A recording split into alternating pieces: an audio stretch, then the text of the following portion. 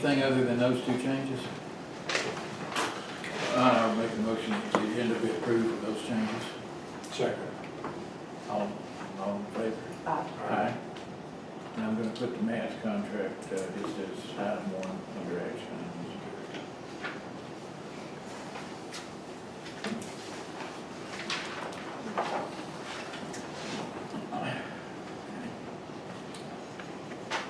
Kevin, you wanna give us an update on Parks and Rec? Football season just started. Look forward to the full pad next week, so.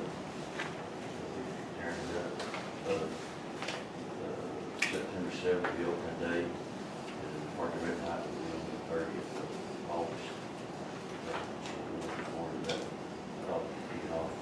We've got 3 home dates this year. That's down from the 5 we had last year. So it's just how the schedule works out. Having 9 different counties that's involved in it. Some of them don't have age groups that make, so I guess we didn't have 7 that makes that kind of purchase on our home schedule. Tennis court update. Jim's working with me on it as soon as he's freed up on Ridgeway Church Road, and they're headed our way. That's pretty much all. Dodging thunderstorms. Yeah. All right, Fifth golf course, man. I gave you guys this time a couple of sheets for the month of July.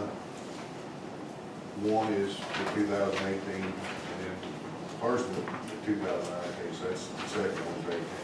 Just wanted to give you an idea of what kind of month we had. It was a extremely good month. Over 2,000 people showed up. That doesn't include permits. And everything there from merchandise to the driving range, everything was wide open in the month of July. So that's a very big number, up number from what we did a year ago. As far as the tournament we had was the Explorers Tournament. That was Clinton and Stacey Rogers and Jim actually got involved in it. They had always had this in October. We moved it up to July, and they had 21 teams versus 4 that they've been having. So that was a success for them and us. It was a long day, but they had 21 teams, all kind of food, and they really did a good job. So they made money, we did too. As far as course, everything's good. We got a couple of projects we've got as well. Boy and I met with Eddie yesterday, went through the paperwork. We've got a few questions we've got to get answered, and then we'll get that paperwork back to them, and then wait for them to get back to us. We've got some folks there for our event center, and when we get ready for that, I've got to get another couple of quotes anyway. There's some small stuff going on, and then I'd like to get started on that as quickly as possible. The only other things I'm going to have going on this month will be the greens. We'll verify them to the end of the month, and then the pre-emerge will go out. I've got it set up right now for the 28th, and we'll do the course and the park at the same time.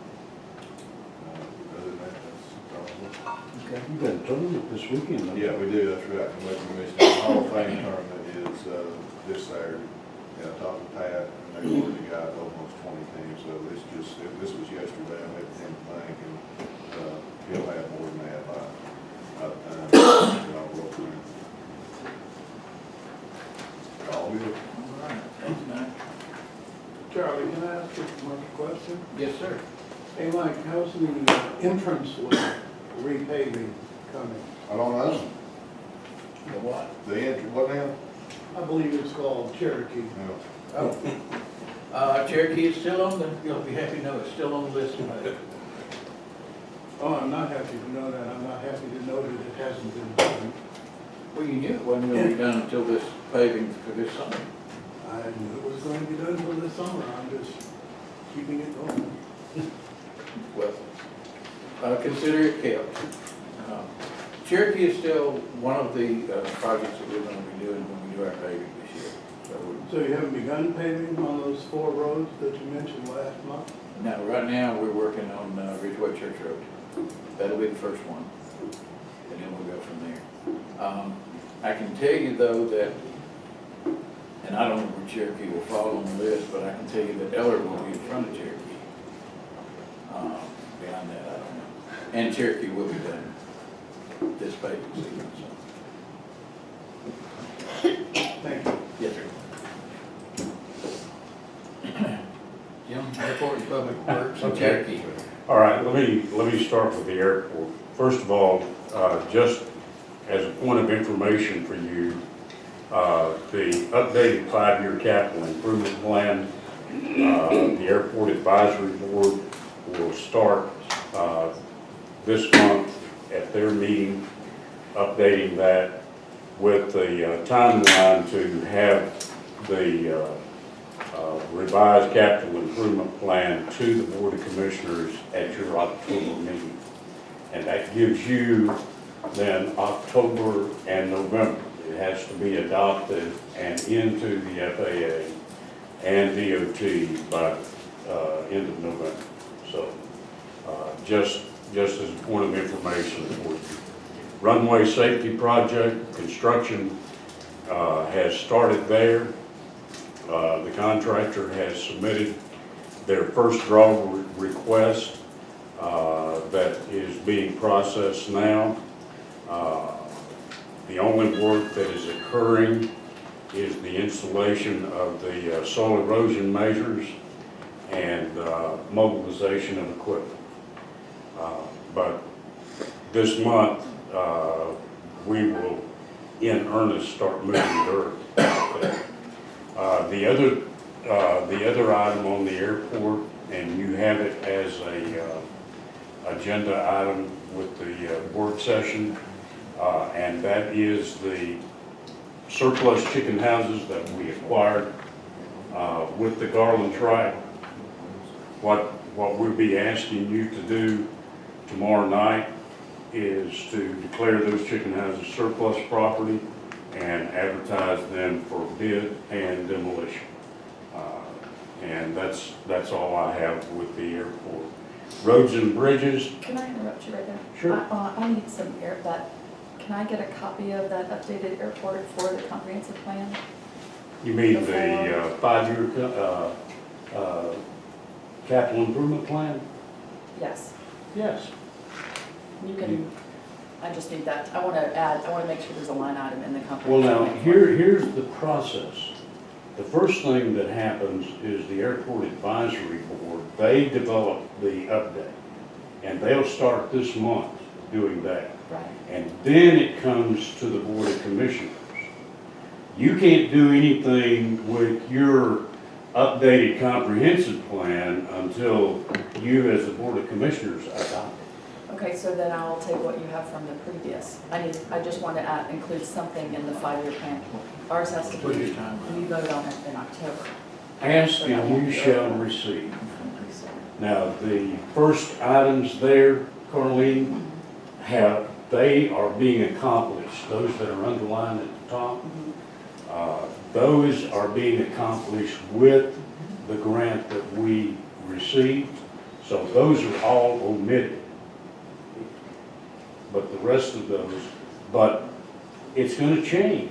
And that's what I'm trying to warn you against. Okay, I'll ask you, I more need numbers and then we have, Okay, so. okay. But you'll have something in, what did you say, September or October? September.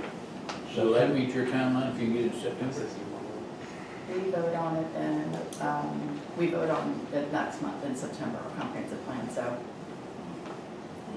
Yeah, maybe not, and then it goes, we'll vote on it. Well, next as month. soon as you have it, even. Well, I can give you a draft, but it's subject to change. Right, and that's just basic, it doesn't, I'm not gonna put details or include Okay. it, it's just. Okay, all right, okay.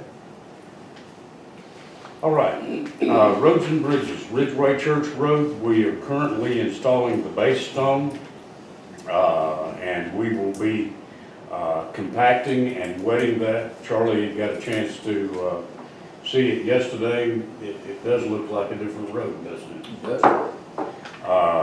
And if nothing happens now, contingent upon weather, and I want to emphasize that, Mr. Harris, weather.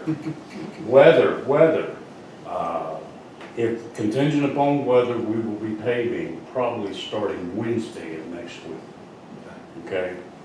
And as soon as that's finished, then we will start our planned paving projects for 2018 and 2019. Okay, so the first thing on the plan paving would be Eller Road. Eller Road is first. Where does Cherokee fit in? After Eller Road? Cherokee is next, actually. Okay. That work for you, Tom? Sounded better, Charlie. Okay, thank you. But I'm not gonna commit to any dates. Well, I understand. No, I understand. Okay. The Highway 382 extension, if you all have not been down there, Georgia Power has actually started clearing work for the utility line that has to be relocated there. I understand from talking to Mr. Parker that C.W. Matthews has worked out an arrangement for the temporary construction trailer, Hubert. I've shown them what's available. Okay. So the contractor will be mobilizing, getting ready for October 16th. Remember the Indiana bat? They can't cut trees until the 16th Oh, right. of October. But anyway, there's a lot of work going on down there with utility relocation, water, and power in preparation for the construction work. But it will be a busy place and a challenge traffic-wise for the next couple of years. So let me ask you, there was some confusion of, is that considered this east-west connector? No. Because we were talking about it in the Yeah, comprehensive I thought it planning. was, Right, Ken? Yeah. Okay, that is just a 382 extension. The east-west connector actually started under Mr. Benny Whitaker.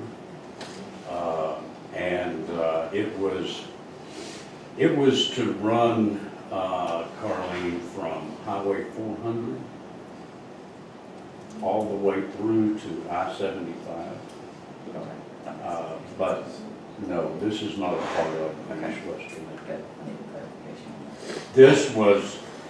This project has been in existence for 20-something years. Fortunately, it was presented, and every board of commissioners since I've been working for the county has continued that project on, and you all are going to be the board of commissioners that actually see it to fruition. Joy. What does the comprehensive plan say about east-west connector? It keeps being thrown in there each time, and We'll keep it in none of there. us have, Keep it in there. Okay. Keep it in there. I mean, Just put the word dream beside it. yeah, keep it in there, because those are the kinds of things that DOT and the Federal Transportation authorities, those are the kinds of things they look at when they start considering funding. right, but, Yeah, like Donna said, it's a dream. It's a pipe dream, but it's still a dream. I'll talk to him about it, all right. The FEMA project, Old Bucktown, today the survey should be completed on the McGee property. I met with the McGees again last Friday. They're well pleased with what we have told them that we would do. We've tried to keep our word in doing that, and as soon as that survey is completed, then there will be a plan developed, an erosion control plan for the slope, and we'll show that, of course, to you all and to the property owner, hopefully at the same time. We also talked to FEMA environmental folks last Friday, and they were fine with the change that we had done. And the only environmental clearance that we will have to do is the soil erosion, EPD. And of course, James will be involved in that and EPD. And that is state EPD, that is only if it's more than an acre, which we anticipate it's going to be. They're not exempt from best management No, practices. no, we, best management practices will be done, and FEMA gets to approve that plan as well. So we don't have any Indiana bats over there. Dallas, I don't even want to think about the Indiana. Gold ban. line's already there. Oh, yeah, that's true. We're far enough away from the stream that we don't have to worry about the U.S. Fish and Wildlife and the Corps of Engineers with changing the scope of the project. But if you're ever talking to EPD about the gold line order, do not mention that you can go get your ultralight rod and take care of it. They have no sense of humor. No, you're right about that, sir. There's no humor. Charlie, on the Lower Carter Cave Bridge, now, you and I were talking yesterday that you may have some information that I don't have on that, but. Yeah, I'll try to get that emailed out to y'all today. We did get a document from DOT with the specifics of the bridge that they plan to put in place, how much it's going to span and how they're going to build it and that sort of thing. The important part of that to me, I think what this is probably a precursor to the meeting that they'll have for the public comment. But the important thing about it to me was just simply that they've got the project number assigned and it is, they are actively pursuing this. That's the good part to me. But I'll get y'all a copy of it. Well, that preliminary design that Charlie is referring to, that does show that they at least doing the design work on it now, and most likely what will happen is, because it is a DOT managed project, even though it's a local bridge, they will have a public hearing where they show the actual construction, and it's mainly for the property owners in the area, but that's good to know that it's progressing along. Our only participation is having to do with the right of ways. Right, and we've already paid for that. Covered, so. Any other questions about roads? Solid waste. First of all, you have, I think on the regular agenda, consideration of a contract for Carter and Sloop engineers, and that is for the lift station and the force main that we discussed last month. So I'm hoping that we'll be able to get that ratified and moving. The engineers are doing work anyway. They were actually up at the landfill this month and taking photos of the surrounding area because they have to go through the historical preservation clearance in the event that there is a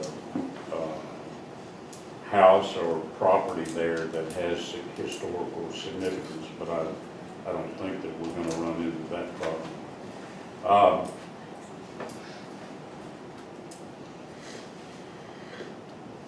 The Hazardous Waste Trust Fund, Sandy notified me yesterday that we have received reimbursement for that grant application, and it was $18,619.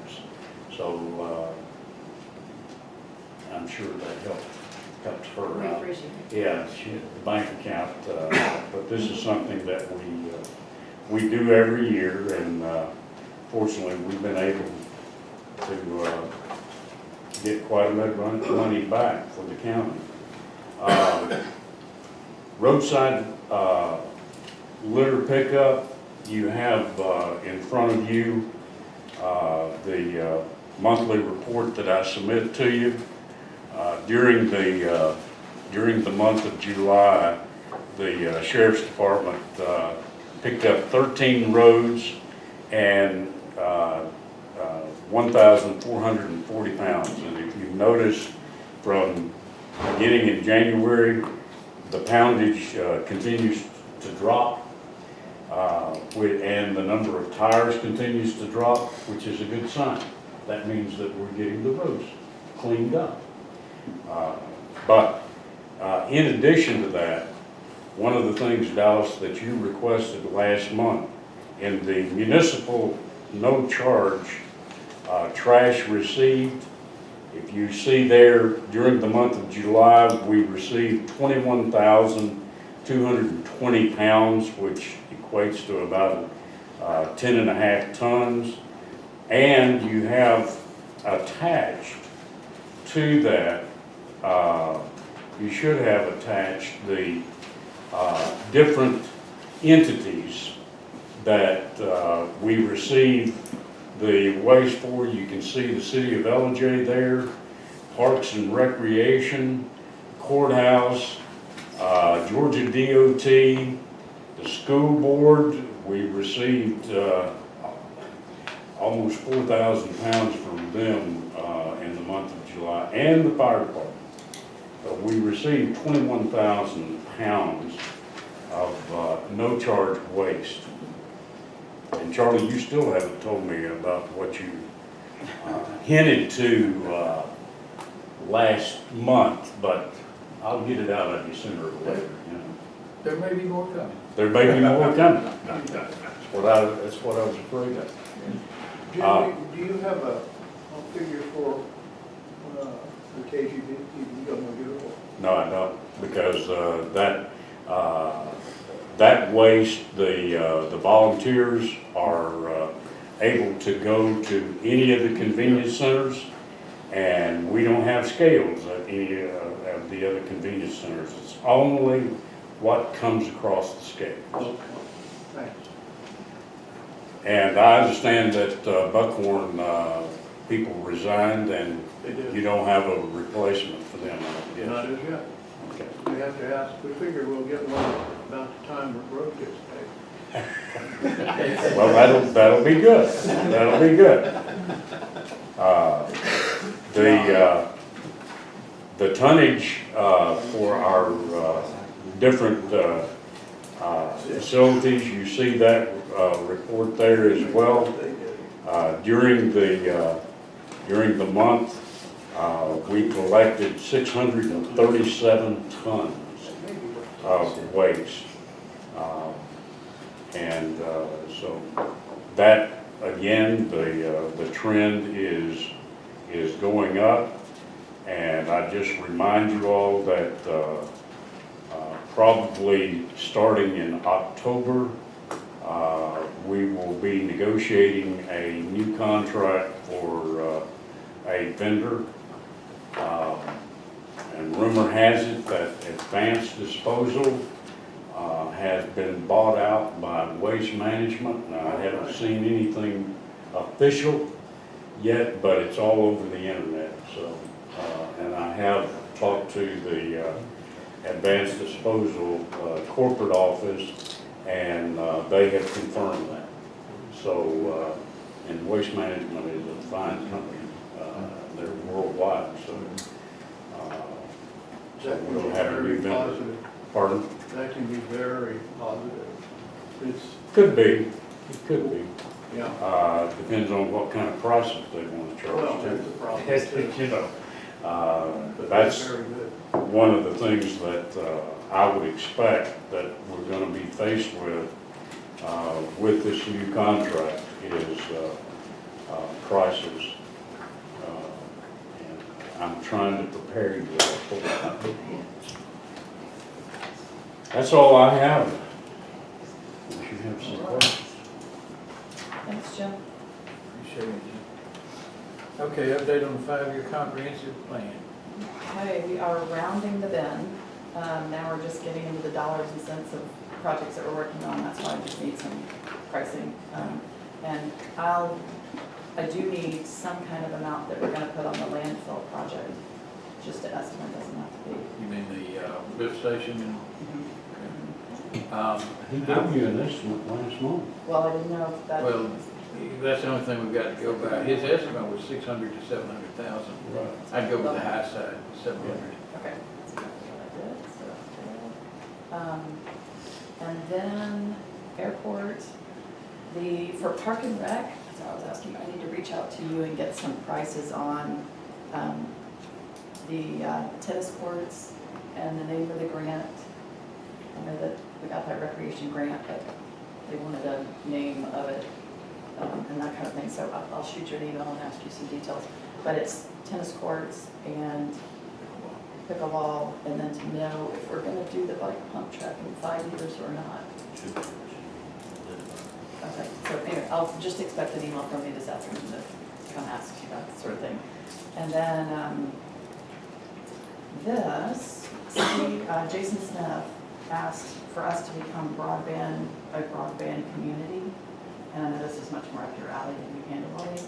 I'm gonna forward you the email Okay. with that, but that's something that we fill out, and then you'll see on the email, we'll have this application that we also fill out. I like the idea of it. We need to Yeah, but he said that would help him quite a bit, and anyone else. Yeah, so just expect that. be. Okay. I'm gonna go ahead and give you this also, Charlie, and you'll get it from that email. Besides that, I will be voting on it next month, and we should be able to get it sent out to all of you before, so you can see it in time, and to make any changes. Okay. Yep, And and I'll just- get a copy. Just to verify, we'll make sure that we've got the pool and the rec center on there. Correct. I don't know, did we get the emergency operations center thing going on there? We did. Okay. Yep. And I need a price on that, the cost to move that there. Now, moving it, we're gonna move it right away, or relatively soon. That's a temporary facility. That's there. temporary. What I want to get on there is a new building Yeah. at the airport that will be the BOC. Okay, so. And the cost on that's gonna be probably Million. $1.5 to 1.2. maybe 1.2. Yeah. 1.2, that's a good number. Well, you already have part of it, and that is with the land acquisition. We can give you that. And then the building, 1.2, that's a good number. And that's in the next 5 years, we'll do that? In the next 5 years. Okay. Well, we hope to in the next Okay, 5 years. They ask all those questions, like if we know exact year, we hope to have it done by, then we put there, otherwise, next 5 years. I think all we can say for that kind of money is the next 5 years. Yeah, okay. We're gonna temporarily house it in the airport itself, but we'd like to have a separate building adjacent to the airport. Okay. And. What's the schedule basically, Carly? Is there any other open house meetings They've or all, reviews? I'm sorry, Dallas, to interrupt you. All of those have happened. Okay. There was just a steering committee that met, and that was, people got to come and give their opinion, yay or nay. But everybody has about completed, and you'll see when I send you guys the copy that we're sending to the state, we kind of send it to the state for a pre-approval, and that copy I should be able to send to you guys as well. And then, and that includes LJ and East LJ as well, so you'll see all of their, that they have in their plans as When well. does the state finally approve? We vote on it next month in September, and then it goes to the state in October for final. And DCA is active in all phases of this, right? Right, yes. So, but it's gone well, I think it's been a good process. All right, anything else? Okay, thank you. Lloyd, you want to give us the update on this swimming pool? Yeah, I guess I could begin by saying we're pooling our efforts. Good. I got Carlene, she's working on the railroad crossing, and she's doing the legalities on that, and Kevin is working on the design to add the a diving well, I believe we call it. And then we're having engineers work on getting the soil analysis as we speak. So if there's any questions, ask one of these other folks. Well, there's the one that's got the diving well, one of this bridge, the one that's got the 8 lanes going from the 6, 7, 3. Right. I will say while he's passing that out, that doing the diving well in the manner in which he's doing it rather than on the end of the pool saves quite a bit of pool use, so to speak, so you don't use up all the pool use on the diving. Yeah. Okay. And then from the pool, from these guys, will they be able to give us an estimate of price difference? As far as the diving well, Right. he told me yesterday $200,000. Yeah. Because not only is it just a pool you're affecting, you're adding 25 more feet to the building that's going to be there. So it becomes very costly. To the whole Structure structure. cover you. Get it covered, because you'll be adding 25 foot to the building, plus you add 25 foot to the deck of the pool. And then the regulations have changed as far as the slopes that you can have one in the diving wells, they've changed from what we've got here. So it's just it's something major now to have a diving well. Just as far as the regulations go.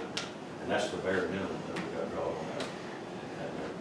But now that we've got this, though, we can proceed to get some cost estimates from local folks on both.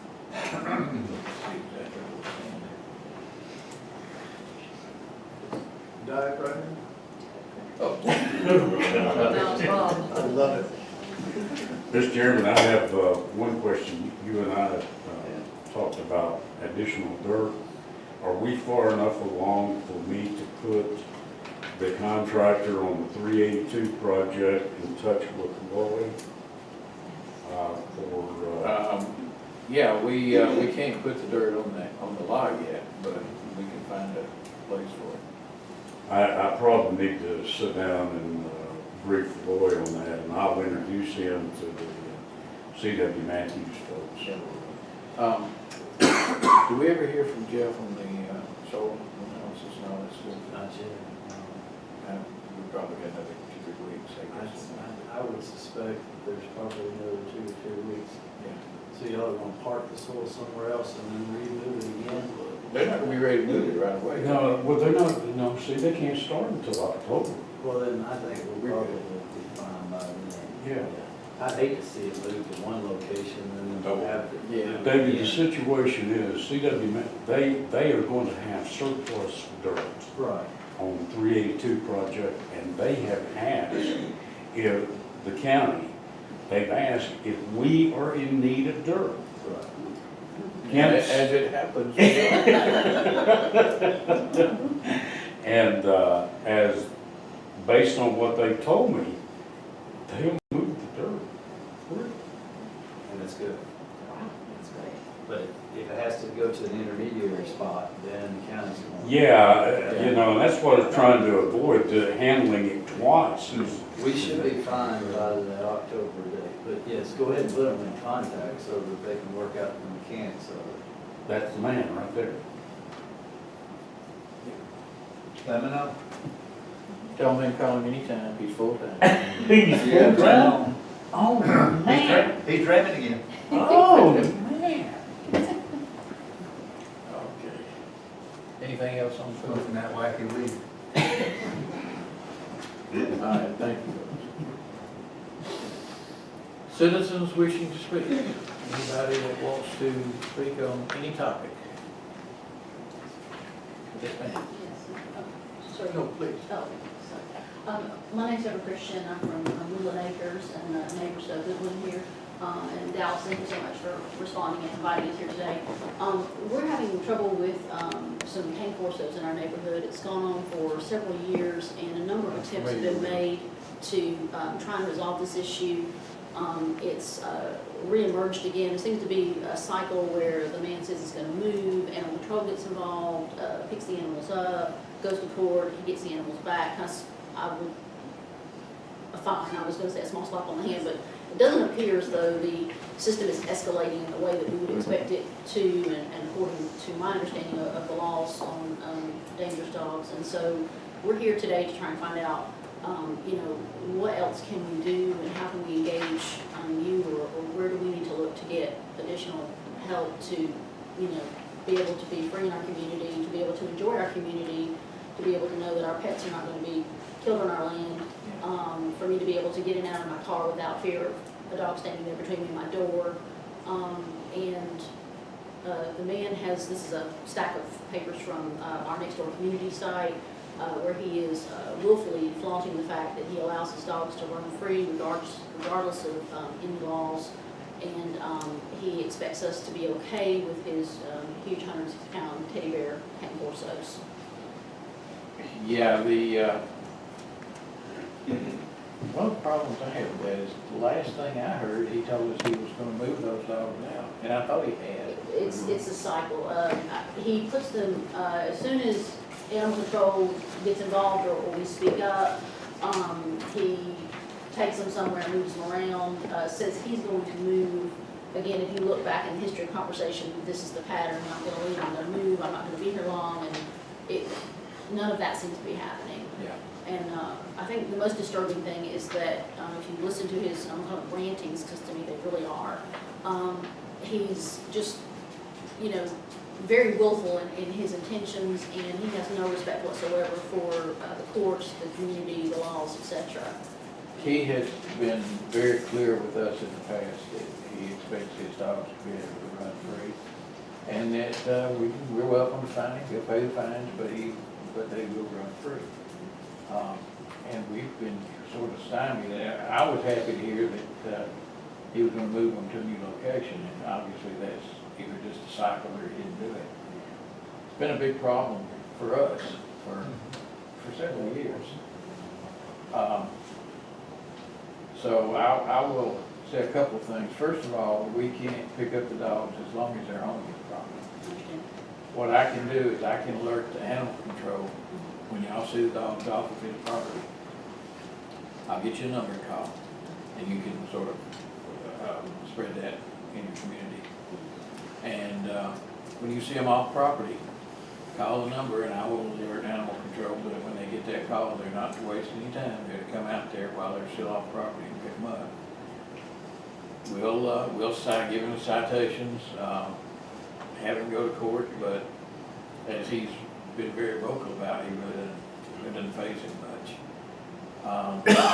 Beyond that, what I would say is I would ask David, is there something, I mean, this man's just flaunting the law and he has no intention of abiding by it. I'm not sure the fine schedule, maybe you and I, Daniel, can sit down and look at it, but if it's a repeat offense, then certainly the fine needs to also be increasing. And, you know, I don't know what the initial fine is. It may be a $50 fine or a $100 fine. The first one was 50, the second one was 100, and it escalated some. And then there was enough space that went by that I think we probably started over with them again. Yeah, and I think that may be something that needs to not occur in the future. And just because once you get into a situation where you're impacting somebody's wallet or pocketbook significantly, that fine can increase on up to $1,000 for instance. And it's also a daily fine scenarios. So maybe just you and I, Daniel, look at it. It's been several years since I remember it being an issue. And these dogs are a problem. And I guess everybody in here knows I'm a dog lover, but they have been a serious problem. And it's my understanding, and I don't want to make a flat out comment on this, that there have been several pets that have been killed by these dogs. Yeah, a couple of years ago, there was, that's how it was brought to the county's attention initially. Right. And I think there was at least one civil case that he lost. 2014. 2014. I mean, it's kind of like we're throwing the law at him the way we can. And he's blocking the court system, Yeah. you know? But what we'll do though is, David, if you and I and Daniel can get together, and maybe we need to include the magistrate judge. I don't I don't know know if he if would that'd be actually appropriate. hear us with, I don't know that. Yeah, that's, I think you're right, he can be pretty clear that he doesn't do what he is. So, but if the three of us can get together and come up with a plan, we just can't let these things continue to roam around and dangerous, and we gotta do something, so. And he's acknowledged that in 6 years, there have been 9 incidents, so, but he feels like that's nothing, that's okay. So, Well, I think he's acknowledged 6 citations. So, you know, we have been trying to persuade him to do what's right, and to do what's right with these dogs too, because, you know, this is gonna keep on until we get to the point those dogs are gonna do something that's gonna require them to be put down, and I don't want that either.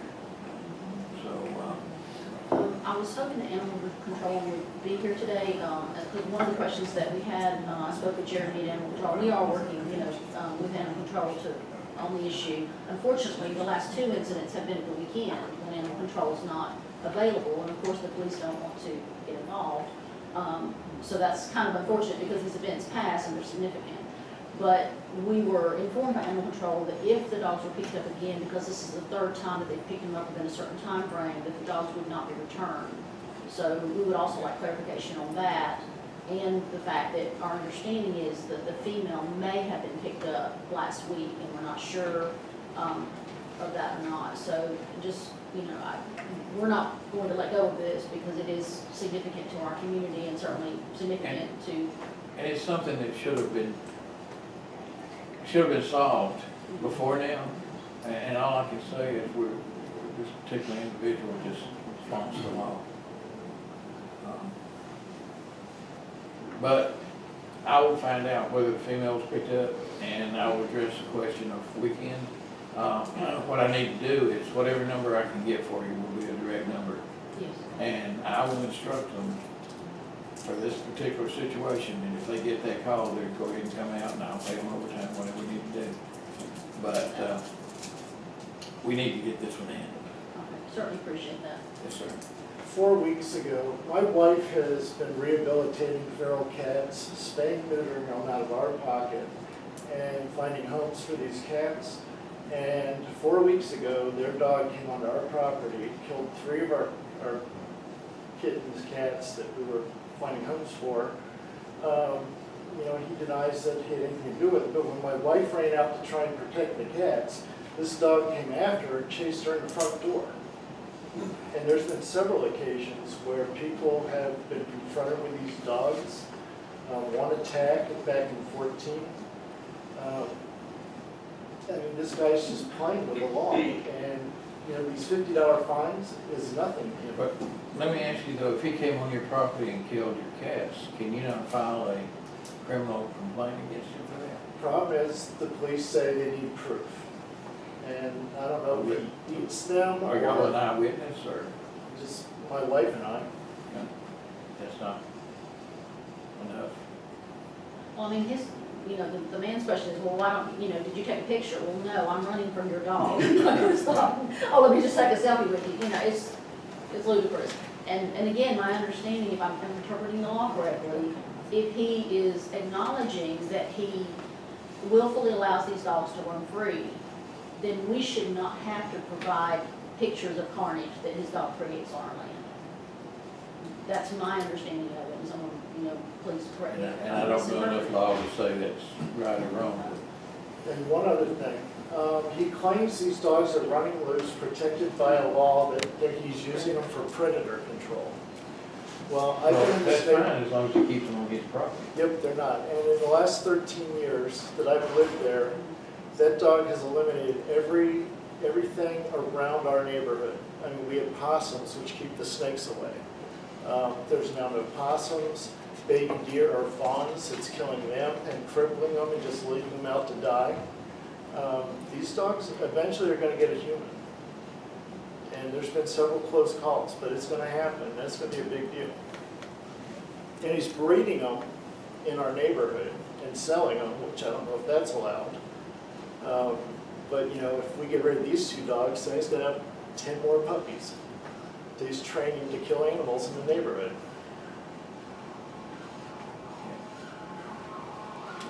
Well, we'll get together, David and I, and animal control, and just see from a legal perspective what we can do, because I want that handled just as badly as y'all do. These dogs have come into our neighborhood too. I live I near. knew it would hit home with you, because I know you live right Yes, next they door. have come in, and they've killed Pets. in our community. So, yeah, I want to handle just as badly as y'all do. It's just that, I guess it's a good thing that our laws are written to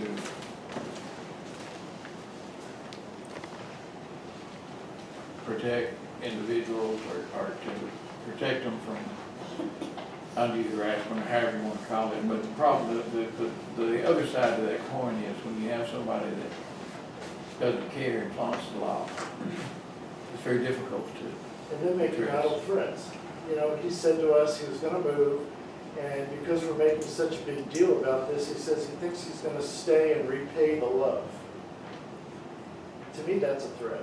He even threatened to bring his dogs here when we said we were coming here, so, I have heard reports of threats. yeah. But Dallas, you have, my contact? Yes. Yes, I And, if we could, you know, get that number, I do appreciate it, and I certainly appreciate your attention on the matter, right? Yes, thank you. Glad to do it. Thank you. Thank you. Oh, before you leave, could you give me a contact number for Yes. y'all here?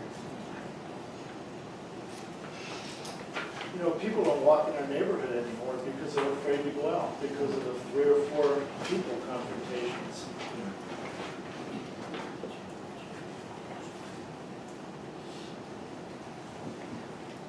David, I had something similar with a neighbor, and their dog was mentally ill, and they shoot their dog, and I was like, oh, that's legal.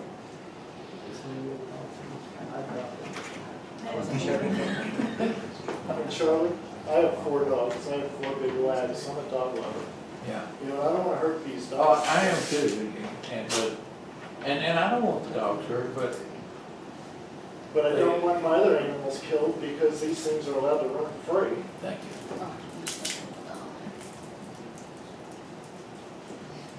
But you know, there's dogs every year that are killed, injured, face bad consequences, and it's not their fault, it's their owner's So I fault. agree with that. And, Can't put him to sleep. this is the kind of a situation here. These dogs are specific breed, they'd be okay in a specific environment, but it's the owner that's the problem. He's just cocky and arrogant.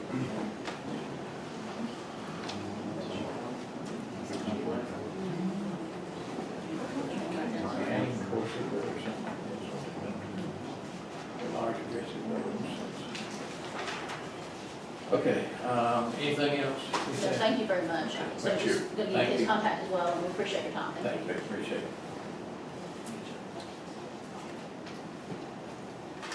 Anything else under citizens we should be? Do we have to amend the agenda to discuss these items?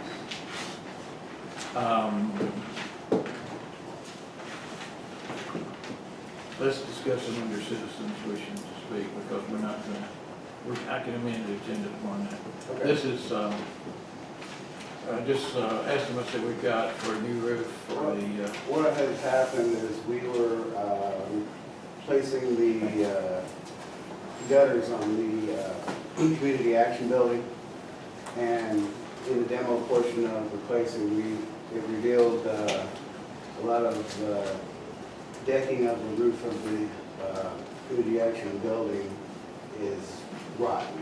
It's surprising that it's not leaking, but it's in very bad shape, and it needs to be replaced before something bad happens to it or it caves in.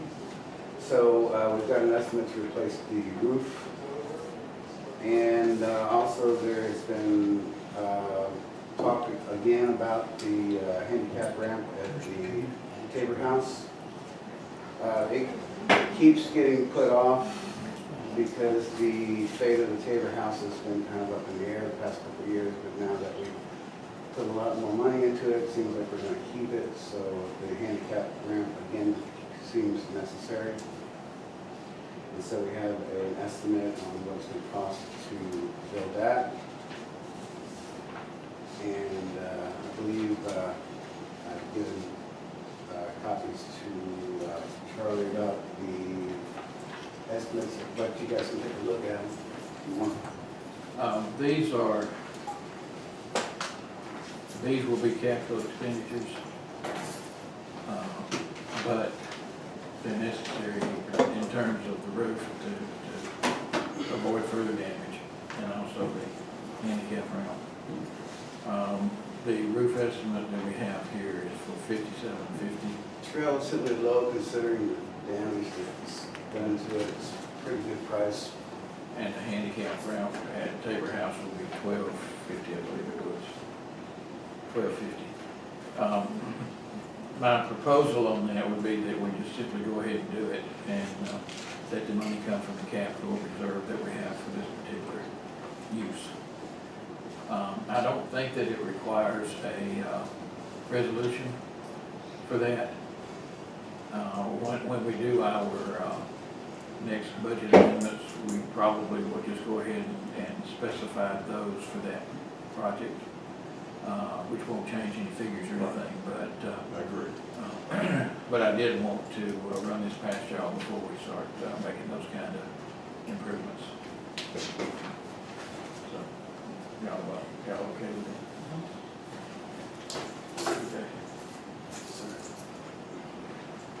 Okay, anything else under citizens wishing to speak? One last thing. Yeah. I have been given the headliner spot at the county fair this year, so I'll be playing Friday night at 8:00. Oh, well. I'll have to come a little early. I'm supposed to be working. It starts at 9 o'clock. So, okay. Charlie, I would like to say something. Yes, sir. If you don't mind.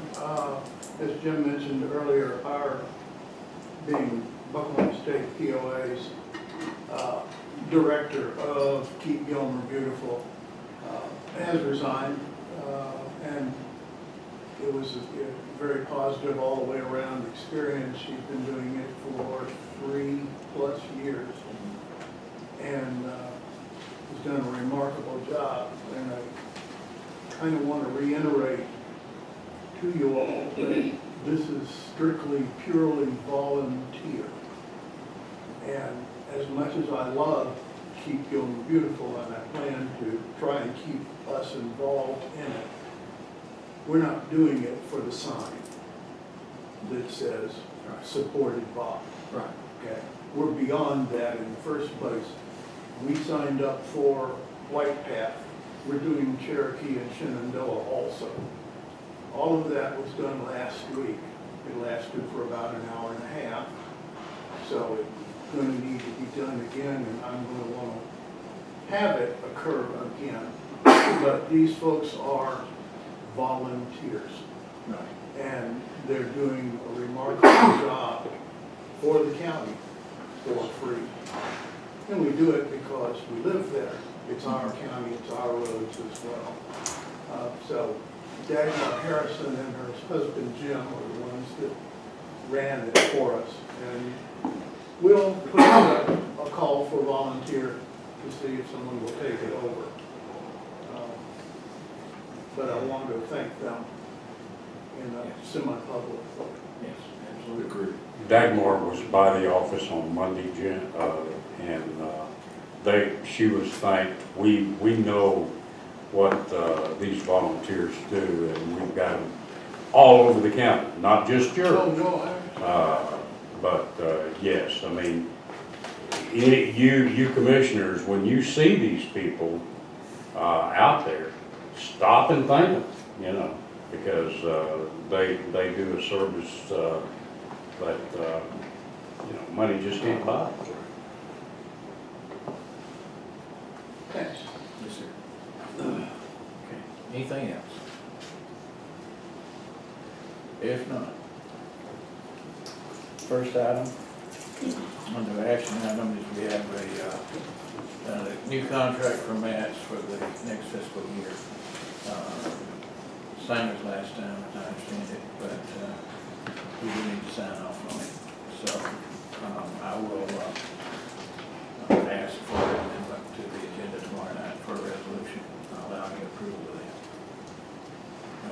Do we have a copy of the contract? No, we don't. I'll get you.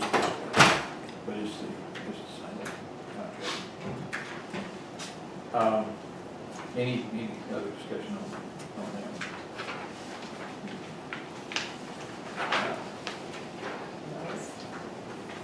First thing, check back out. How's that for fast? That'll work. Okay. Discussion, possible action on the pool, I think we've already covered everything on that. Actually, that's just something that I've asked Edwin to put on all agendas going forward, just in case there's something that comes up we need to talk about. Discussion, possible action of Carter and Sloop Engineers. David, have you had a chance to look over that contract? I have, and it's fine, it's got the indemnity language that we would prefer, and then it can also be terminated for convenience on 30 days notice, so. So tomorrow night, I'll ask for approval of that contract. Yeah, we do. Appointment of a member. Let me just ask a quick question. Is that a specific project-related contract, or is There it? are two. One is for the leachate lift station upgrade at Tower Road Limited. And it incorporates a couple of things that would be required under the grant that they would be responsible for. I saw that. And then there's a general one that is just simply for consulting on an as-needed, basis. And I think that's the one that will cover their time trying to do what's necessary to obtain some of these grants for us. Exactly. That is correct. Yeah, that's good, thank you. Appointment of a member to the Georgia Department of Behavioral Health and Development Disabilities. We have been given a request that Maddie Mullis be appointed to that.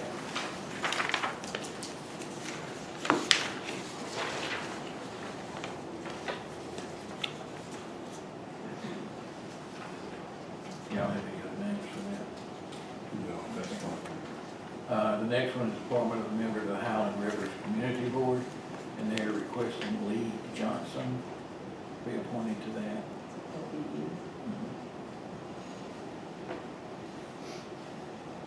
Now, Is that new, replacing a Yeah, expired? or what how does this that one is- work? what this is if you, and we didn't get them in order here, but if you look at item 15, appointment of an ad hoc member to the Highlands River Board, Jean Smiley is currently a regular board member, Yes, and so what's going to happen is they're going to shift her to be an ad hoc member, and then her replacement as a regular board member would be the Lee Johnson. I see, that's what I needed to know. Thank you.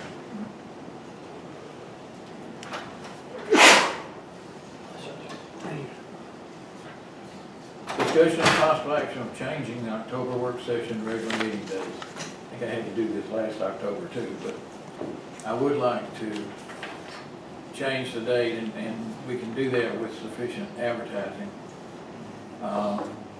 to October the 15th, which would be the following Tuesday, and for the work session, and October the 16th, which would be the following Wednesday for the regular meeting. Those days are flexible. That's just a couple that I picked out. The day the bats leave. Oh, The day the bats leave. oh, yeah, yeah. You The day. can, That's significant, yeah. you can blame Dallas, I mean, they're Indiana bats. They could have been Louisville Sluggers. Sorry. Oh, everybody on the roll Different. today. Okay, does that, I'm good on those days. okay, so tomorrow You I'll okay? put that in form of a motion then.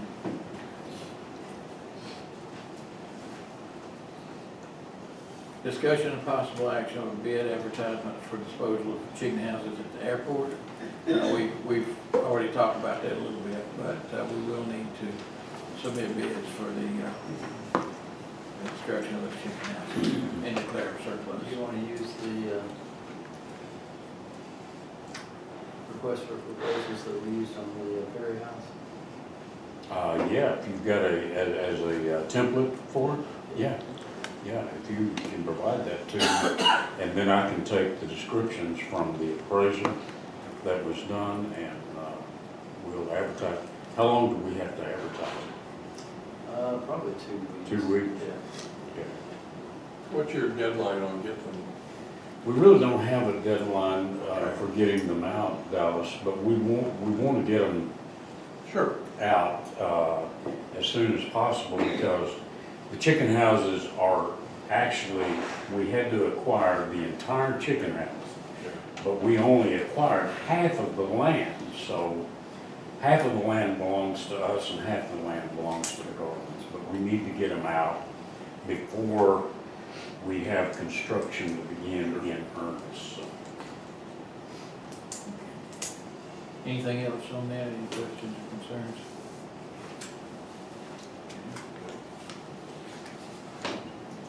Okay, we have I just hope we don't have the same problem the city had trying to get somebody to take a house down. Took them forever. Well, no, actually, there's been a lot of interest. Well, good. You know, I've actually had to turn people away, so Good. there's people waiting to see the advertisements. Good. Is there any equipment left? There is, we'll describe the houses and the equipment and things like that. But I will say this now, what I'm suggesting is we don't let them cherry pick. It's all or nothing. You know, they take everything. We don't need all Yeah, right. that. It might be worth taking it. Actually, some of these supply houses have indicated an interest that supply some of the chicken farmers. Yeah, I don't think we'll have any problem. Okay, good. Good, it might be reused. Yeah. But, yeah, I don't want to be able to piecemeal it. I want to be able to give it to one contractor or one entity and they take it all.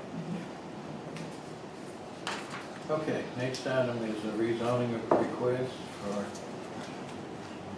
Byra Hensley from R1 residential low density to A1 agricultural. I believe this is to combine parcels with secured encroachment with encroachments. Not this one. Not this one. Well, wait a minute. This Yeah, I one, think it is. they're just acquiring a driveway on the one side, and then it's two little corners on each side of the What it piece of property. says. Combined. Shouldn't be an encroachment on this one. That's what it says on the recommendation. Oh, Combine that's okay. 121 and Yeah. 1.2 acres corners, secure encroachments. Oh, yeah, and it wasn't encroachments on the pieces that they're getting. Chicken house is really close to the property line, so they wanted to get that to cure the distance from the chicken house to the property line from the houses. So that's the reason I labeled it as that. So it's not an actual encroachment. There's not an encroachment on the pieces, but if you notice right here, this is the chicken house, this is the property line right now. They're wanting to acquire this little corner so that it's further away from this piece, which is where Miss Hensley lives. Okay. And then this end up here has driveway on it, so they want to get. I don't understand. Show me how that matches what I got. You don't have that survey, that's. No. Can I So make a which copy of it, piece? put in there? Which piece is Okay, this this, .33 acre portion? it's off of this piece, the corners of both of these. Well, the 3.3 is total. Yeah, it's point, So you got a 1, 2, 0.21 and and a point Oh, so we're, now, it's two corners, and they're gonna both be combined into the tract with the chicken house on it. If approved. So they're purchasing that, It's a mother and son, so she's giving. or the transfer. That's purchase. Yes. They're obtaining it. Yes, yes. Okay, I don't have a problem with it myself.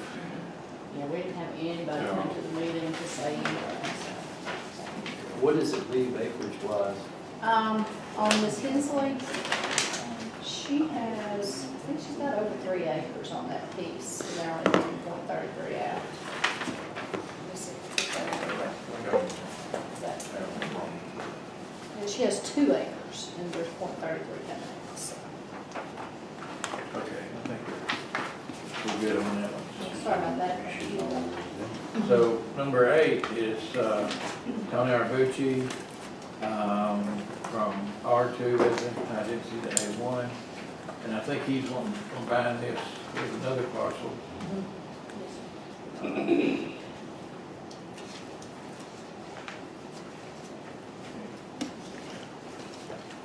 looking through it, I don't have a problem with it myself. Someone, I think, in your meeting questioned whether they would be able to put a firing range or something there. What was the discussion about? They were told that only with a conditional use approval through the board would he be able to do that for profit. Correct. See, he does a lot of personal shooting on it and stuff like It's the same guy Yeah, he's got. on Valentine? No, this, he owns Sears. He owns Sears. Oh, okay. And then the in-town. Yeah, the in-town shooting range. Yeah. I have a problem. And y'all do realize that that's out of the subdivision. It's a corner of a subdivision. Back in. Yeah, but I mean, Didn't have a POA or anything I that looked like. just know that y'all have denied others that have sought that same relief. On, He did get a letter from Brett Jones's office with regard to that. And it is in the packet. Yes, and it said there was nothing. No, against the it POA. said there were no HOA, no covenants or restrictions Yeah, that no POA. would apply to it. There's no covenants or restrictions, but it's similar to the situation that y'all had out at Bucktown, in which y'all took a position. So I mean, if you're gonna take the opposite position, you just need to know that you changed your position. But wasn't that purpose different out of Bucktown? No, he was wanting, that property owner was wanting to take it from an ag, from a residential to an ag within the subdivision, and that's exactly. So for what purpose though? It was for agriculture. Did he own the other property next to that before also? I don't know if he did or not, but the board's position was that it was changing the composition of the subdivision from residential to ag. And that's what's occurring here is these are R1, and if they're rezoned to A1, then it'll change the composition of that land itself. But he's intending to add it to the other piece of property, but that, Actually, R2, yeah, sorry, R2. Yeah, but this is bordered on either side by A1, and I don't see the change in composition that much. But it's y'all's position in the past that if it was in a residential subdivision, that you did not want to affect the subdivision itself. I'm just advising you because I do know that applicant is turned down for that very position. So if you're going to change, then, you need to be mindful that going forward, you can't flip-flop on these, is what I'm saying. The next one is also combined with another parcel, which one is that? it's Karen? just next door. They're adjacent to each other, both the corner lot and the one right beside us. The next one isn't, is it within but 501, 500, 501, or 501 and 2. I can't remember which one. Two. And Well, you probably don't have a lot of resistance in that neighborhood, Big Buck Mountain historically, I mean, that's. There's nothing built on it. But you will be establishing a precedent when you get into one of the other subdivisions that have much tighter control. And I just want y'all to understand that, you. No, I don't want this to be a precedent. You go back and look, I can't remember the young man's name, but he is out of Big, Old Bucktown, not road, Bucktown Trail, I believe. And Jeb was representing him, if you recall, Jeb was in, you may not have been on the Wasn't on. commission. I don't remember that one, but. Yeah, he was applying for agricultural use in a residential subdivision, and the board took that out. I wanna say, who was that? Do you Well, there was recall? one on Ridgeway too, Yeah, Mr. Durham. But now that was, it was an older subdivision, and the one on Bucktown, it's Old Bucktown Trail. David, this property here is not in, Big Buck Mountain, it's in Miller Rock, Old Miller Rock. It's near, but it's. Lower Tails it's not Creek in. turns to the left off of I don't 282. know what that subdivision is called. Mill Rock, It's- right, that's it's- it, I think it's That's access. Miller Rock. Well, I was going off the plat, it says. Hey, I understand that, but the tax assessors don't always have the correct information. Yeah, Karen, they, can you get us those two situations there and the original request that came with them that we can look at and we can just look at that tomorrow. yes, sir, I'll give it to you this afternoon. Yeah. But if it's essentially the same situation, no, I don't want to set a precedent. Y'all also Because even did, though I may not be opposed to this, the next one I might be. well, that's it, and you also did it with, when you said Ridgeway Church Road, I was thinking there was also a gentleman that had come in and applied for it out on Pleasant Gap somewhere in there, and was wanting to establish something in llama farming or something. Is that, there was I another remember that one. one too. He was Hispanic, or I remember the name. Yeah. Llama Farm? And that was Oh, Pleasant Mr. Gap. Tapia.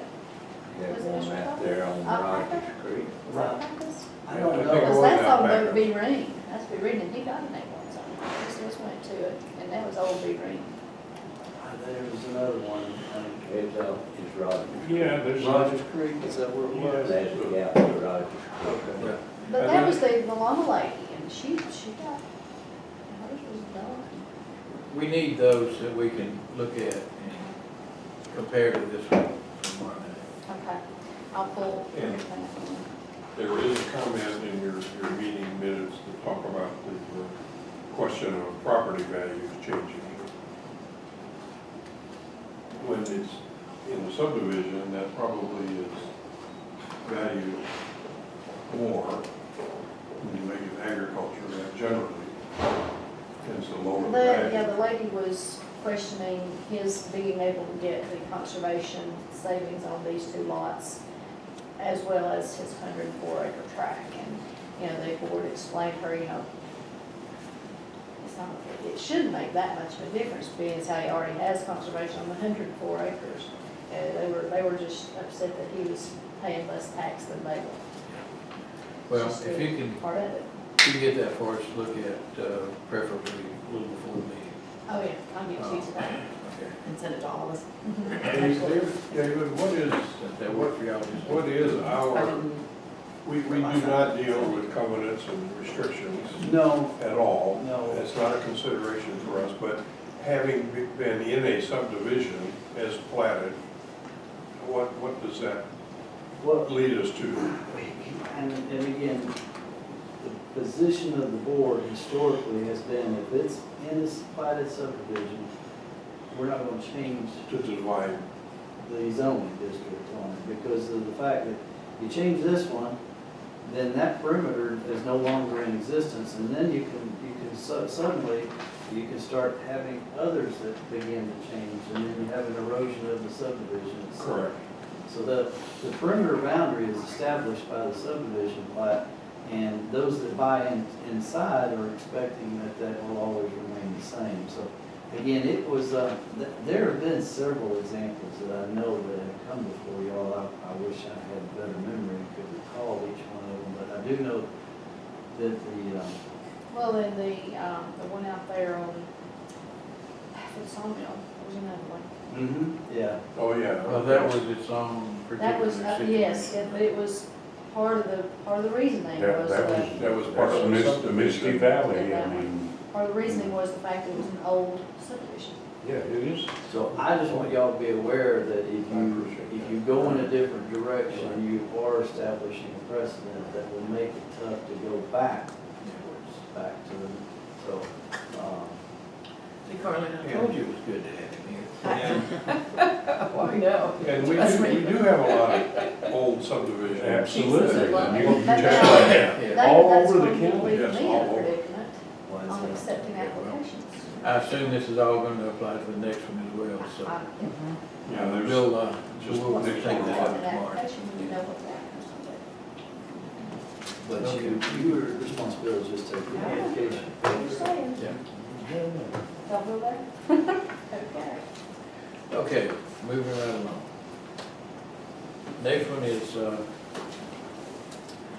see who this is for. West LJ Storage. C1 commercial to commercial conditional use for many warehouse storage units. Anybody have thoughts about that? No problem with it. I just want a clarification now. We've had some discussion about this rezoning. This, we being the road department, we actually thought it was a different location that is adjoining property, but this is the property that is on the corner of 282 and Harold Pritchett Road. Is that correct? Yes, and there's a Okay. stream on the back end of the Yeah. property. So, He's provided a drawing, what his plans are, I'll bring that tomorrow to you if you want to see it. It lays out all of the locations for the units and the fact that it's not in the buffer. Okay, Dallas, you okay with the mini warehouse? Yeah, this,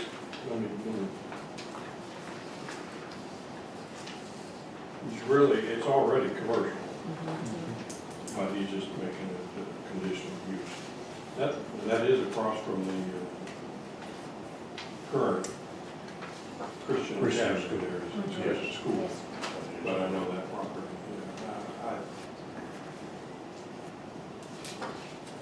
Yeah,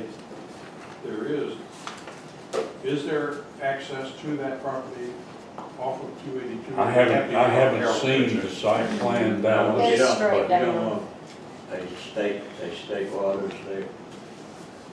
DOT would, I don't think would Allow, give you a permit there to start with. that's what I wondered. Their intent is off of Harold Bridge. They do not intend to enter from 282. I haven't seen And I would his require site plan, DOT but approval. we would have to approve his entrance off of Harold Pritchett Road. And for a commercial facility, his driveway requirements are going to be greater than it would be for residential. Sure. But I'm Okay, the next one, for DF Walker Properties, from C1 Commercial to I1 Industrial, for use as a water bottling facility. I didn't realize water bottling would have So, industrial.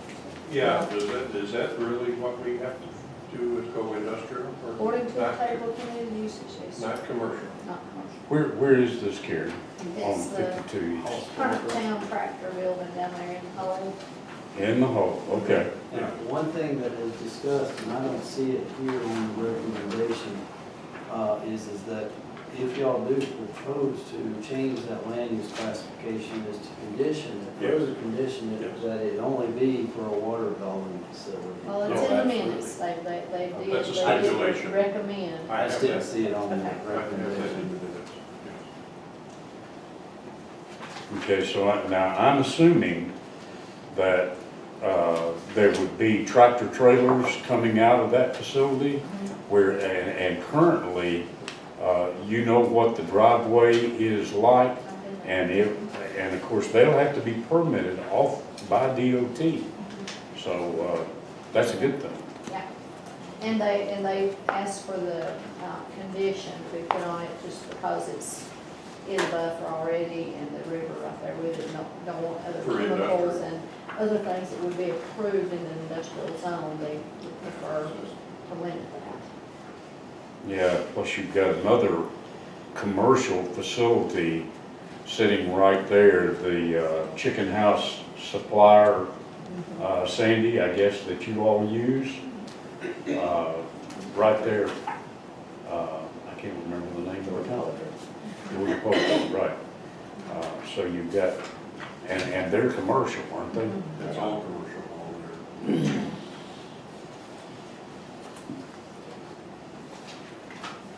Gonna be a busy, well, it is, it's a busy corner. It's under, Oh, oh, this is probably poultry. Georgia poultry. This. You find it on the overhead, you better, Dallas, page right before that. Yeah. Well, it depends on which way, this is the, yeah, this is Georgia poultry right here, this is. Over here, our town, Dollar Dollar, all that, this is Georgia. That used to be a tractor. Well, the building next to it was the tractor, sales.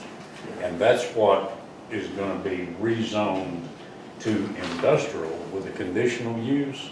With a condition. So you're gonna have industrial and commercial mixed right in there, together.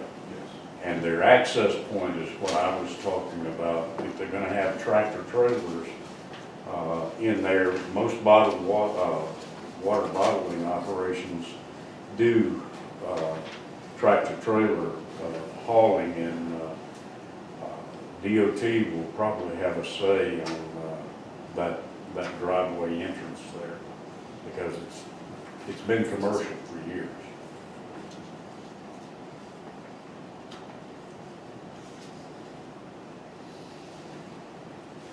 If we put the stipulation on it, I'm okay with it. Yeah, I wouldn't want to do it without stipulation, but. Yeah. What I could do, Charlie, is ask Teresa when, if everything goes through and it's approved with that condition, like that she does on the A1 conditional and R1 conditional in the zoning, put the COMD next to the I1, so that down the road, if their contract falls through and then they want to rent it to someone else for a different type of industrial use, then we would be alerted to go back and see what the Somehow, condition sure. is. Right. Sure. Yeah, absolutely.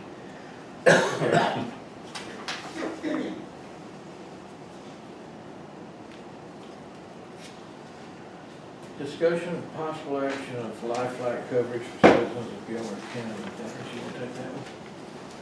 Yeah, I'll do that. And I think, Charlene, you and Charlie got some material from one of the firefighter, the air ambulance people. I did have a meeting, including our HR person. We met with the folks from what's called Air Med Care Network.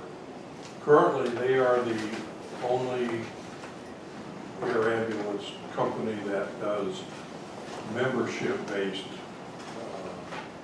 coverage. There have been two organizations up till now. The other one called Air Methods that has provided at one time membership. In fact, our county employees, we had an ability to have membership with both of those, and a lot of people took both. But they do not currently have any membership kind of coverage. They are strictly letting the insurance companies handle the paperwork and the administration of that from their organization. I heard about this from up in Towns County, which is Hiawassee. Both the city and the county had worked out one with one firm and one with the other, kind of odd to me, but to provide coverage for their citizens, not for their employees, but for the citizens of the county and then for the city as well. The numbers in the news report that I read were too good to believe. It was like $14,000 a year to cover all the residents of Towns County.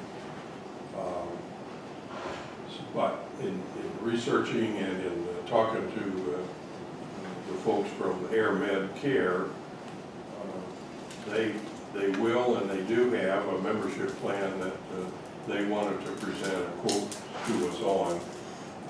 I think you all got an email with that quote in it. I don't know, I will, Call specific. Pam should have sent it off to all.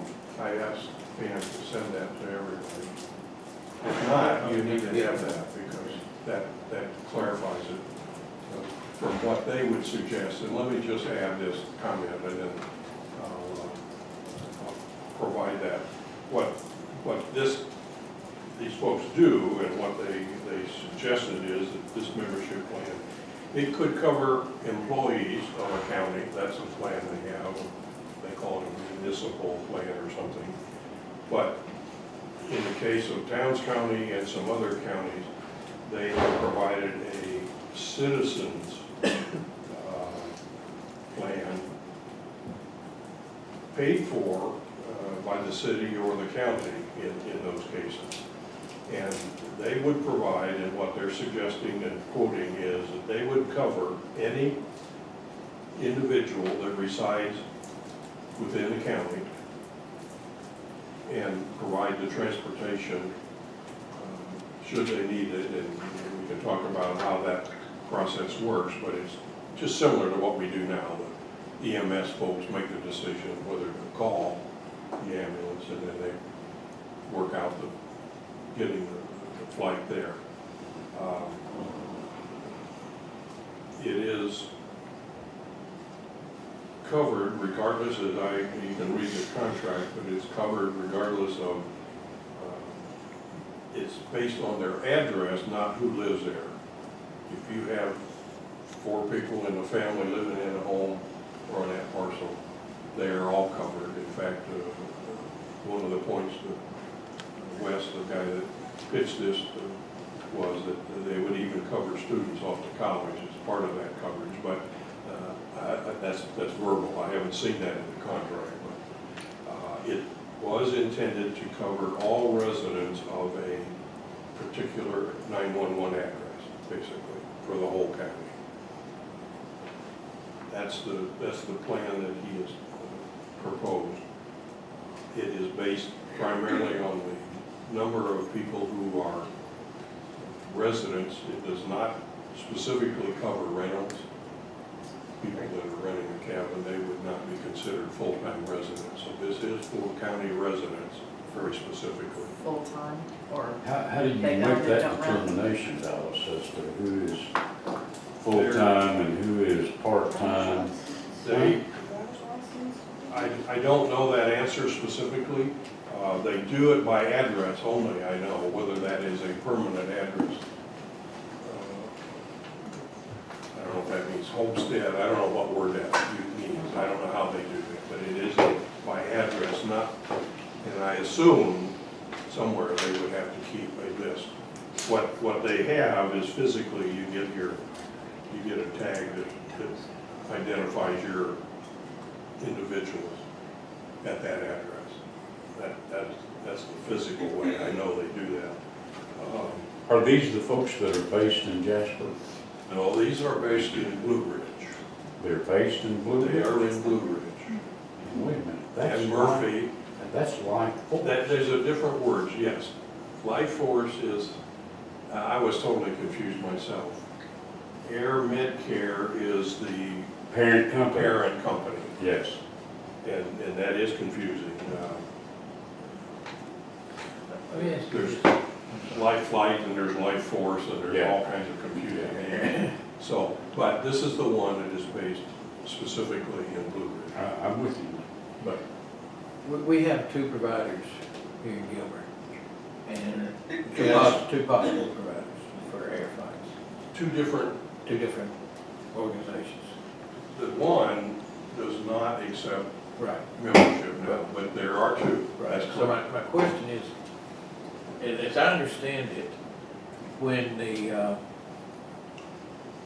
emergency personnel make a decision that a life flight is necessary, it's first available.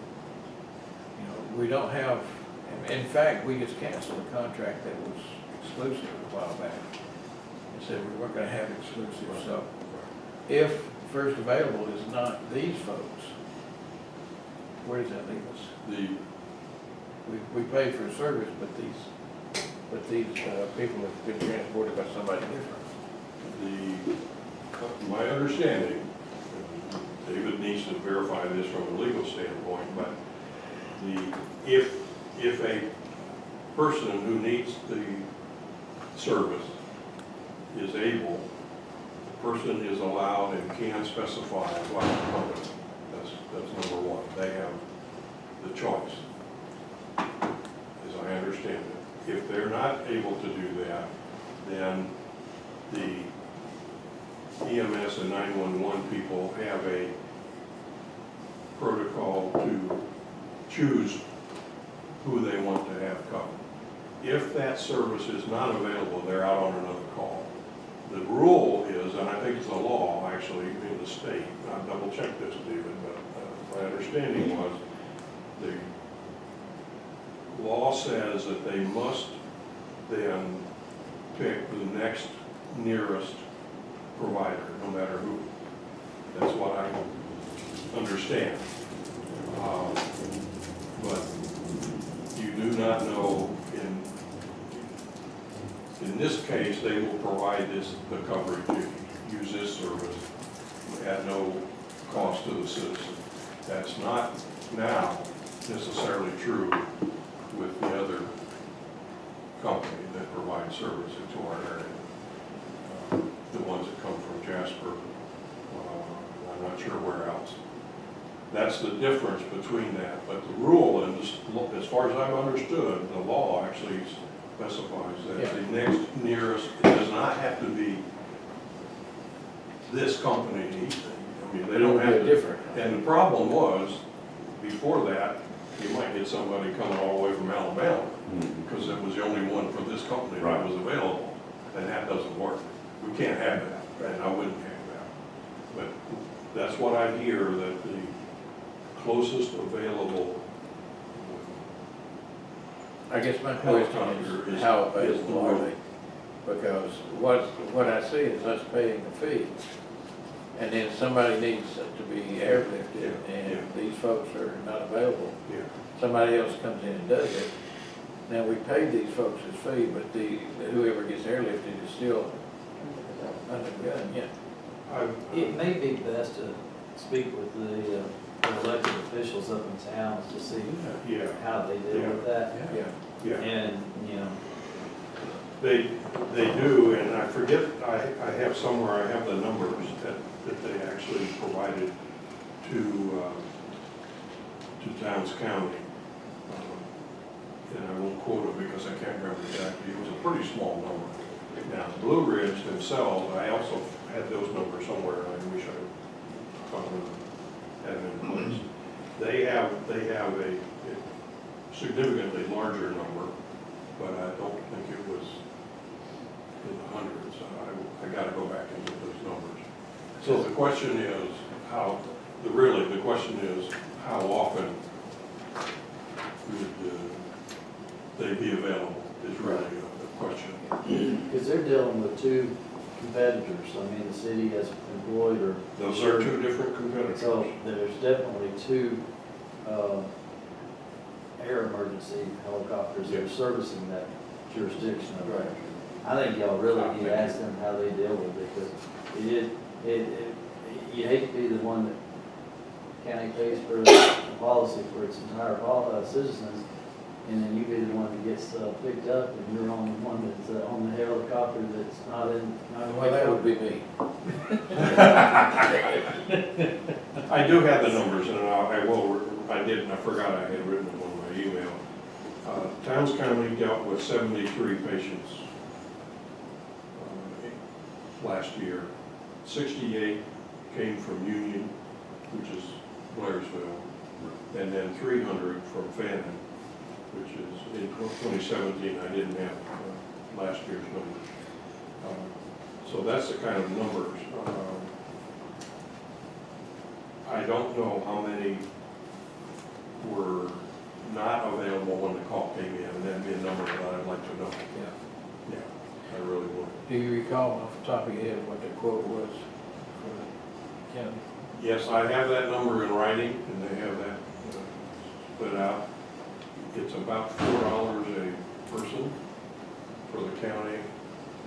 It's 119,000 total. For every, So that's based on census population or? yes, that's based on the population. Now, as I understand this, what they do is the insurance still gets billed. What they're covering is whatever the insurance doesn't pay or if there is no insurance. They will receive payment from the insurance company. What they're doing is. And they cover any out-of-pocket that the citizen. They're committing to settle for whatever the insurance company pays. Yes, that's basically it. That's basically it. And I think the only limitation that I heard and read in the contract, I think, is that if you're on Medicare, then there's different rules that Medicare insurance or whatever covers. And I don't know how they do that. I don't know what Medicare, how that Well, works. this company is the largest, that Dallas is dealing with. They're the largest air med company in the United States. And the facility that they have in Blue Ridge, or it's not actually in Blue Ridge, it's in Fannin County, it's in the industrial park out there. Life Force, which is the Erlanger subsidiary out of Chattanooga, is the AirMed carrier. They also have a facility in Calhoun, Yes. as well as Blue Ridge, and that facility up there was actually provided by the county. Dallas, as you well know, we housed Life Force at our airport for a while that hangar was under construction. Yes, we were providing that for them, correct. I don't know, I mean, the number is a lot more than what the county had indicated in towns of 14,000 annually, Yeah, I was just gonna which is say, a big problem for me to know. and looking at this at 14,000, it kind of piques my interest, but at 118,000, not I so know, much. I know. I agree with that, and actually I proposed this and suggested talking about it before we had those numbers, but Yeah. they are the largest. They are, I think, over 3 million members and subscriptions that they carry, so it's the largest. And that's done through a bigger corporate structure, and all these individual locations are subsidiaries to that, or some words. I would raise the question for the Towns County folks if that includes the corporate limits of Young Harris and the other municipalities within Towns County, because Evidently, yes, It the does. coverage was for all residents for all residents. in the county. And now, why the city chose to add a second one, I've not talked to the mayor or the commissioner up there. I have not done that. So was this the city of Young Harris or? No, this is Hiawassee Oh, Hiawassee, okay. Hiawassee. Okay. themselves. So the number is more, if you look at it per citizen, it's $4 and something, less than $5 a year. In that sense, it makes sense for them from a business standpoint. I can see that they can spread their cost over a larger number of people. They will offer individual communities like they did up there, individual counties for either employees or they say they've been in discussions even with school boards, a couple of students, other kinds of things, but that's not what we're talking about. I think all we're looking at here is there a service that the county could afford, that's the question, to provide to citizens as a service. We provide the EMS service certainly, and they bill the insurance companies that way. This is similar, but it is a covered approach to this. Now, there was one other discussion that went on, since it is population-based, and they generally will cover 2 or 3 counties from one base. It would be, future-wise, it would be very much beneficial and efficient to have 2 or 3 counties go together and make it a multiple county, because the population base is larger, therefore the cost per citizen is a lot less. It goes down pretty quick. When we had 300 employees, or 200, whatever the number is, what were we dealing with, $65? 50. I think 65 was list for everybody, and then 50 for us. So that's, if you take that, that's quite a bit more per household than when you can spread it over more people. So that's the whole game that they're talking about. I want to look into this a little between So today and we need, I think we need to talk to the folks at Towns and with that, and I do. And I want to get some statistics from our EMS too. And in EMS, I want to have involved. I don't know the number for our county, actually, how many years. That's what I want to get Yeah, out. I don't know. Daniel, our chief, would know that, sir. Yeah. So that's all I wanted to do, was bring it to our attention. I don't mean to make comparisons, but that's about 119,000 is about, what, how much of a mill? 1/10 of a mill? Do my math. A mill is worth what, $1 million? A little over a million. Yeah. So it's about 1/10 of that, in terms of what the citizens would be paying the county to provide that to them. So that's kind of a comparison. I hate to say this, but we spent more than that on a swimming pool every year to operate it. No, I agree. So that's the kind of thing we need to see, whether it's. I just want to feel comfortable that we're getting our money's worth. I absolutely agree with you, Charlie, and I didn't see anything, and David, you need to look at this contract and see what you see, obviously. I haven't looked at it. No, you haven't seen it, so it's something that needs to be looked at. Well, I'll get some statistics from our EMS, and I can call Cliff Bradshaw and Towns County. And personally, Charlie, I think I wouldn't do anything until we look at next year's budget. If we do anything, It would have to be next year. it'll be for that. Charlie, maybe one other added element to the statistics that you get is which provider, which they have. That way you. Oh, yeah. Well, the 2 questions I've got here is how many live flights in 18, Yes. and how many from Airfield? Yeah. Yeah, that way y'all have an idea. That's what I want to know from EMS, specifically here in Gilmer. And then how they dealt with that in towns. Yeah, well, Steph could give me that, so. Yeah, and I think in my letter, I think I gave you the names and numbers of the Yeah, mayor it's and here. commissioner out there. I think that's a sole commissioner, I believe. I know it is in. It is in Not Union. sure. I don't, Union is, I don't know. I'm not sure what house, but I only had one name that I found. Bradshaw. Their population is 11,500. In Towns County. towns, yeah. Okay. So that, well, 11,500 though. You know, if they're looking at $14,000 annually for 11,500, and we're looking at 119,000 for 30, 30,000. that doesn't track. Well, I don't know, I'm not sure the 14,000, I don't know Well, where. Cliff will know.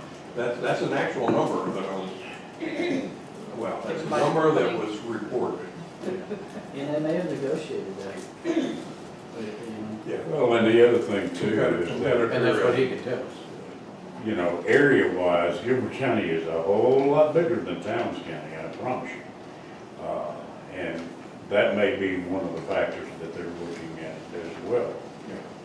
It's not a simple business to Right. factor and figure out, and so, I don't really know, Charlie, whether that 119,000 is a reasonable number or not. Well, it's not something that will It's be not- decided it's not- tomorrow night. It's like you No, say, no, it's gonna be a absolutely. budget decision, so let Exactly. me, see what I can find out from the statistics. and all, and we I can will discuss it. forward that email to you, David, just so you can get a view of it, and I thought you all got that. I'll get the other thing from Pam. If not, Pam has it, yeah. Okay. All right, moving along then. We need to appoint a county voting delegate for the 2019 ACCG Legislative Leadership Contest. That's gonna be in Athens. I know you're going. Dallas, are you gonna be going there? No, Okay. don't think so. Haven't met him. Okay, so they have sent us the paperwork to appoint a voting delegate. Okay. Are you going? Hmm? Are you going? Yes. Okay. My only interest is I kinda like to be it just because I'm the chairman, but I'm on the fine. other hand, I really don't care if you like to do it. I'm It's fine with that, you do it, and I'll be there to see and watch. You. To monitor. So I'll make sure you make the right She'll be votes. sure, she'll be sure you get them out. Exactly. Okay, Yeah. well, then that'll be in the form of a resolution. I'm great with that. Appointment of an ad hoc member to the Highlands River Board, we discussed that earlier. There will be Gene Smiley moving from a regular board position over to an ad hoc position that's been created for her. Discussion and possible action of changing the organizational chart. What I'm thinking of there and wanting to discuss is, you know, we are hiring a new code enforcement officer. James will be retiring at some point in the not too distant future, which I really hate, but I understand. I'm not sure that I want to bring in a new code enforcement officer as a department head. It's a department of one.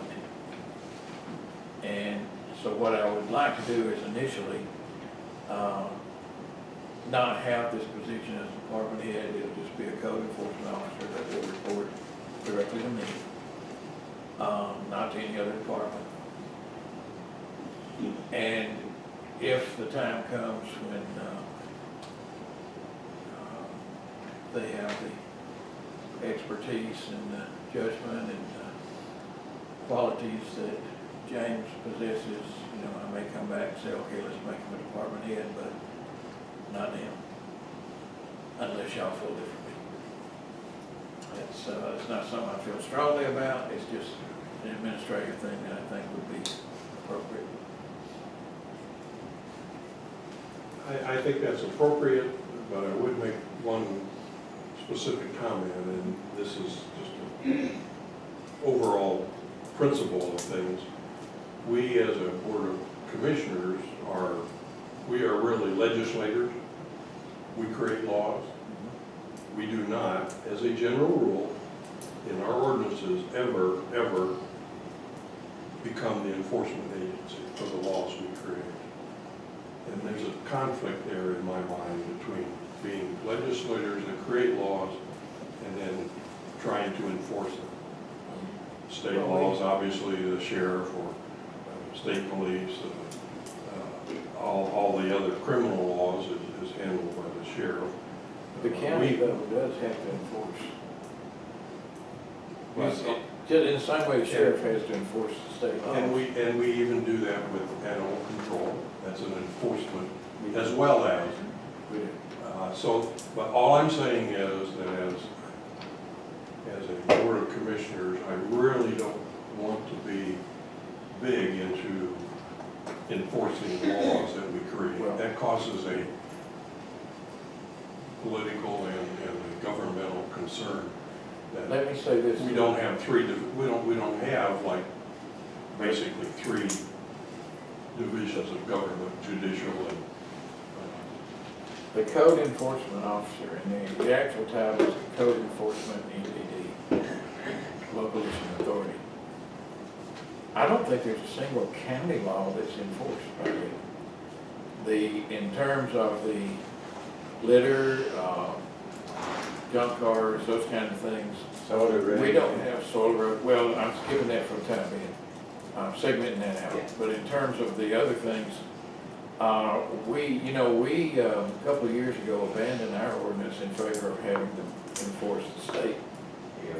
We enforce state law. So they enforce the state law on But them. again, I agree, But- but it isn't enforcement. On the other Function. side, the EPD, the soil erosion, the people putting mud into the creeks, that sort of thing. Again, we're enforcing state code, not county code. But here's our alternatives. If we do not have a local issuing authority in Gilmer County, EPD will be sending people on a very regular basis down here. I don't disagree with And that. they won't be happy about it. No.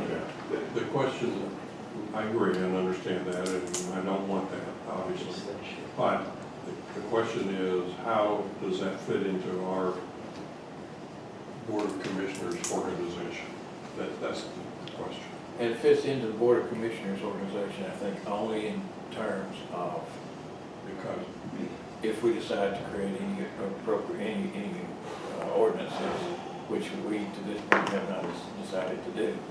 Now, if we leave it as a department head position, it will fit into the Board of Commissioners in that it'll be a joint decision to make that person department head. If it's not, and if the time comes when this person, has, let's say, matured or to the point that it would be appropriate for them to be a department head, then it will become a joint decision, it will be a charter decision. But beyond that, that's the only way it comes to the full board. I don't believe if I read the charter and the authority of the Board of Commissioners, it ever talks about enforcement. I may be wrong, I can't remember word for word.